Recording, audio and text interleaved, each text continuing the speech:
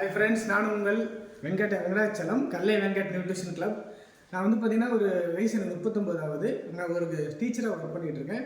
டீச்சராக இருந்ததுனால பார்த்தீங்கன்னா எனக்கு டஸ்ட் அலர்ஜி இருக்கும். சாக்பீஸ் எழுதுனால நான் 92 கிலோ வெயிட்டில் இருந்தப்போ டஸ்ட் அலர்ஜி இருக்கும், பேக் பெயின் இருக்கும், இன்டைஜஷன் ப்ராப்ளம் இருக்கும்.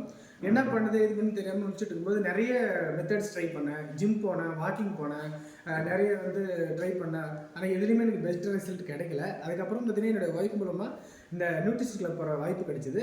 அப்போ பார்த்தீங்கன்னா ஒரு ஃபஸ்ட்டு 3 டேஸில் பார்த்தீங்கன்னா இந்த டஸ்ட் அலர்ஜிலேருந்தும் இந்த பேக் பெயின்லேருந்தும் கொஞ்சம் ரிலீஃப் கிடைச்சிது.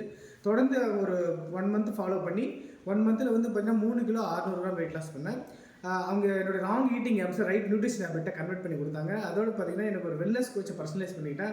அவர் வந்து என்ன சாப்பிடணும், எவ்வளோ சாப்பிடணும், எப்படி சாப்பிடணும் எனக்கு வந்து எவ்ரி சிங்கிள் டே என்னை மானிட்டர் பண்ணி வீக்லி ஒன்ஸ் பார்த்தீங்கன்னா ரெக்கார்ட் சப்மிட் பண்ணி என்னை ஃபிட்னஸ் சொல்லி கொடுத்து நிறைய விஷயங்கள் என்னை ஷேப் பண்ணி இப்போ ஃபிட்டாக ஆக்டிவாக 98 நாளில் பார்த்தீங்கன்னா 22 கிலோ வெயிட் லாஸ் பண்ணியிருக்கேன்.